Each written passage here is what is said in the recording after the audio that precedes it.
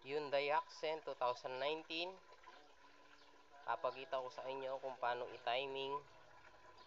Ito.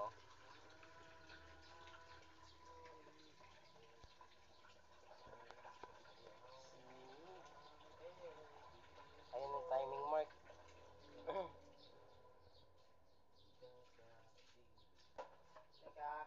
Kung mapapansin nyo yung chain, ayan, may marker.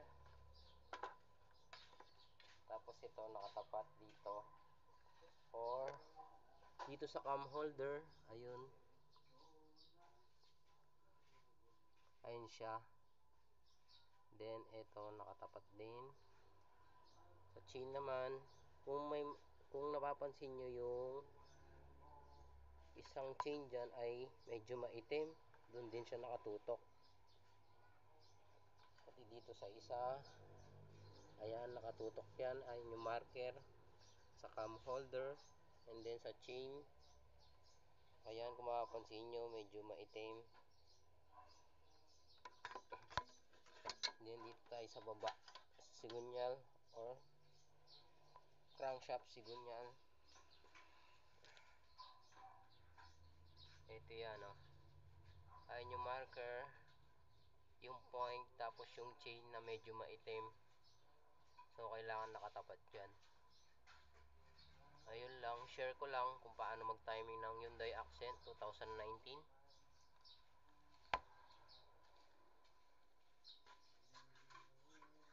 So mamaya papakita natin na umaandar na siya at wala nang bula yung radiator o bulwak.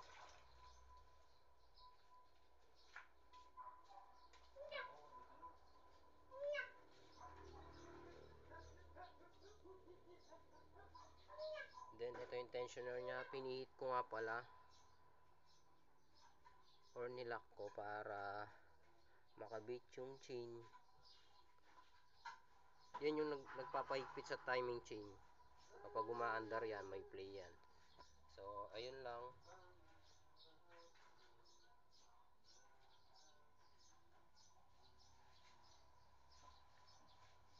DOH Hyundai Accent.